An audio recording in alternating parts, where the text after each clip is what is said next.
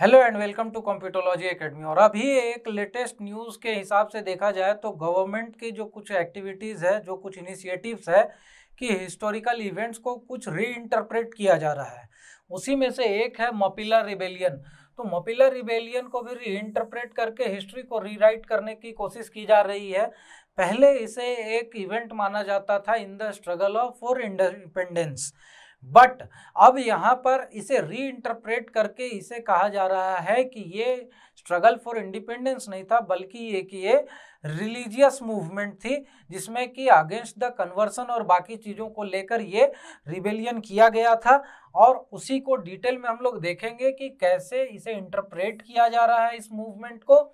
और यहाँ पर कहा जा रहा है कि ये इंडिया में खलीफेट स्टैब्लिश करने की मूवमेंट थी, एक खलीफा बनाने की मूवमेंट थी। तो चलिए शुरू करते हैं, देखते हैं कि क्या इसके इवेंट्स हैं।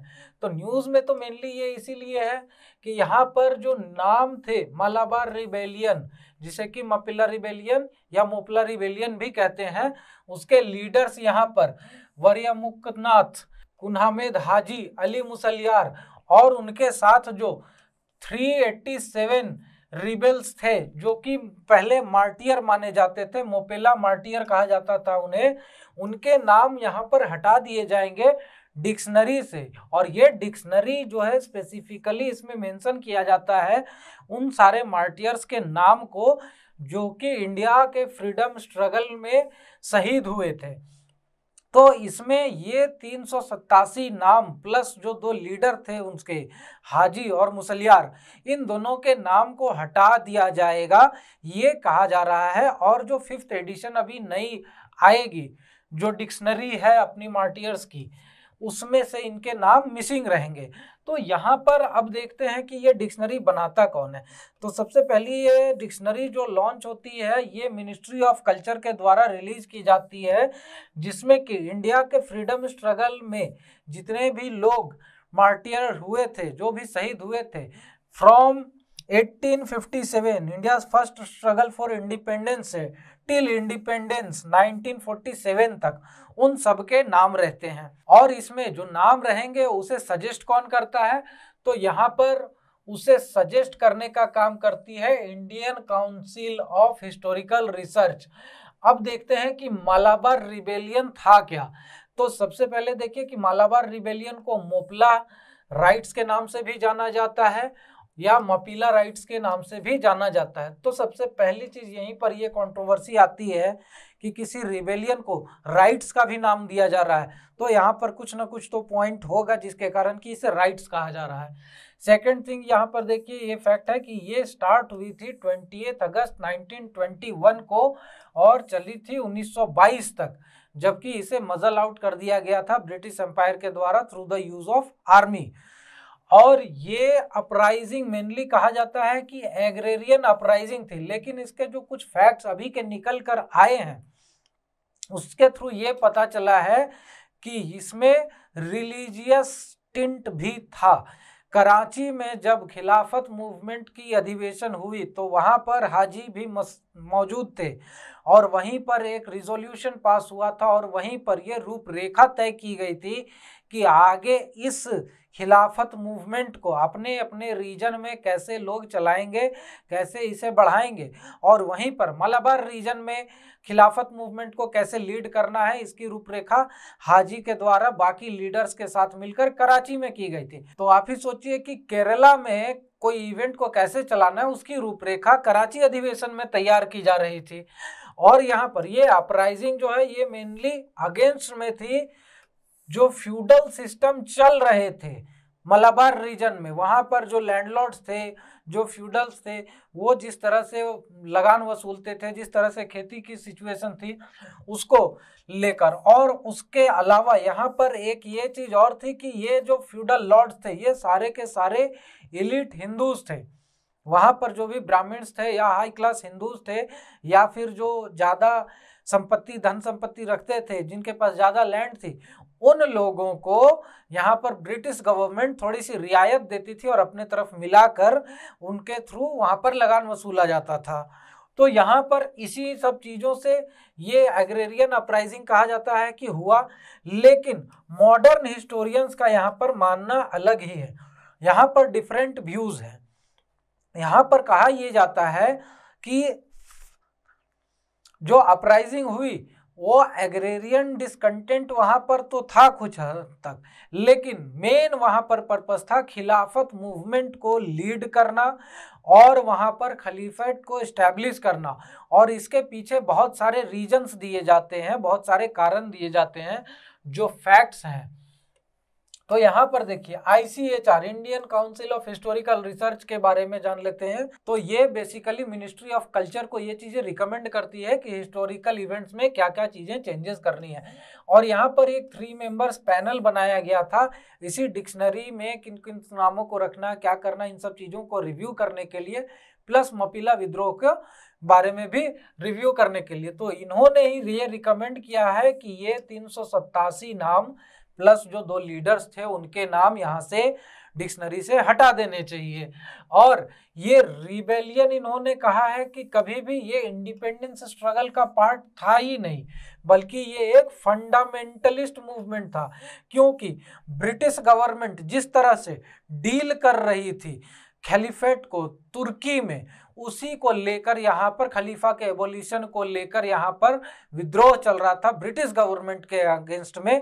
और यहाँ पर इन्होंने साथ में हिंदूज लोगों को, जो फ्यूडल लॉर्ड्स थे, उनको अटैक करना इसलिए चालू किया क्योंकि ये लोग ब्रिटिशर्स को सपोर्ट करते थे, उनके छत्र छाया में यहाँ पर काम करते थे, और बाद में इसे रंग दे दिया गया अग्रेरियन अपराइजिंग का। और इनका एक चीज ये कहना है कि यहाँ पर कोई भी एंटी ब्रिटिश या नेशनलिस्ट स्लोगन का यूज नहीं किया गया था मपीला राइटर्स के द्वारा। और ये लोग अगेंस्ट रिलीजियस कन्वर्सन भी थे। इस रीजन में जब कॉलोनियल रूल था तो बहुत सारे लोग क्रिश्चियनिटी में कन्वर्ट हो रहे थे, तो उसमें से बहुत सारे मुसलमान भी थे जो कि कन्वर्ट हो रहे थे। इस चीज के अगेंस्ट में भी ये लोग थे। प्लस यहाँ पर इनका ये कहना है कि जो रिबेलियन था, उन्होंने ये अटेम्प्ट किया कि यहाँ पर एक खलीफेट एस्टैब्लिश किया जाए मलाबार रीजन में। और इनका ये कहना है कि अगर ये लोग अपने काम में सक्सीड कर जाते, खलीफा बनाने में सक्सीड कर जाते इस रीजन में, तो इंडिया परमानेंटली अपनी कुछ टेरिटरी लूज कर जाता वहां पर। और इन्होंने ये कहा कि हाजी जो थे he was basically a writer, वो एक उपद्रवी थे, ना कि एक फ्रीडम फाइटर, जो कि सरिया कोर्ट वहां पर उन्होंने अपने रिबेलियन के समय स्टैब्लिश किया था। और सरिया कोर्ट के ही तहत उन्होंने बहुत सारे हिंदू को ये जजमेंट सुनाया कि इनके सिर काट दिए जाने चाहिए, और उन्होंने बहुत सारे हिंदू के सिर कटवा भी दिए। इसीलिए भी इनका कहना है कि ये फ्रीडम स्ट्रगल का मूवमेंट नहीं था, ये अगेंस्ट द ब्रिटिश नहीं था, बल्कि एक ये फंडामेंटलिस्ट मूवमेंट था। अब यहाँ पर देखिए कि इन्होंने कहा कि उन लोगों ने कभी भी सेक्युलर मुस्लिम्स तक को नहीं छोड़ा। जो प्रोग्रेसिव मुस्लिम्स थे, जो सेक्युलर मुस्लिम्स थे, जो फ्रीडम स्ट्रगल से रिलेट करते थे, या फिर जो इनके फंडामेंटलिस्ट जो व्यूज थे उनसे इत्तेफाक नहीं रखते थे, इन लोगों ने उन्हें भी अगेंस्ट इस्लाम घोषित करके उनको भी सजा दी और उन्हें भी मार डाला। और यहाँ पर यह भी कहा जाता है कि बहुत सारे मपीला रिबेल्स जो हैं, जिनका नाम लिस्ट में ऑलरेडी है, जो जैसे देखा जाए 387 जो हैं, तो उसमें से इनका कहना है कि बहुत सारे ऐसे जो हैं जो ट्रायल अंडर ट्रायल थे, और ट्रायल खत्म होने से पहले ही वो मर गए, या तो किसी बीमारी के कारण या नेचुरल डेथ मर गए, तो उन्हें मार्टियरडम नहीं दिया जा सकता है। तो ये सारे इवेंट्स यहाँ पर थे जिसके लिए ICHR ने ये कहा है कि इनके नाम यहाँ से डिलीट कर देने चाहिए। तो अब यहाँ पर अगर हम लोग एनालिसिस करें तो सबसे पहली चीज क्या है कि जो फ्यूडल लॉर्ड्स थे वो हिंदूज थे, और इन लोगों ने ज्यादातर हिंदूज को ही अटैक किया। तो एक पॉइंट ये भी कहा जा सकता है कि एग्रेरियन अपराइजिंग अगर थी तो ऑब्वियस सी बात है वो फ्यूडल लॉर्ड्स के अगेंस्ट और ब्रिटिश रूल के ही अगेंस्ट रहेगी।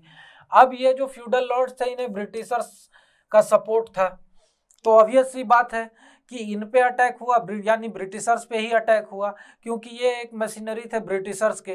तो ये पॉइंट तो यहाँ पर बैठता है फिट कि ये फ्रीडम स्ट्रगल का, एक अग्रेरियन अपराइजिंग का पार्ट हो सकता है, क्योंकि यहाँ पर ये लोग फ्यूडल लॉर्ड्स को ही अटैक कर रहे थे। सेकेंड थिंग यहाँ पर क्या है कि जो रिबेल्स थे उस समय उन्हें सपोर्ट था कांग्रेस लीडर्स का भी। गांधी जी ने भी मपिला राइट्स के रीजन को विजिट किया था और भी बहुत सारे लीडर्स ने वहाँ पर विजिट किया था और उनके काउज को सपोर्ट भी किया था, खिलाफत मूवमेंट को भी सपोर्ट किया था।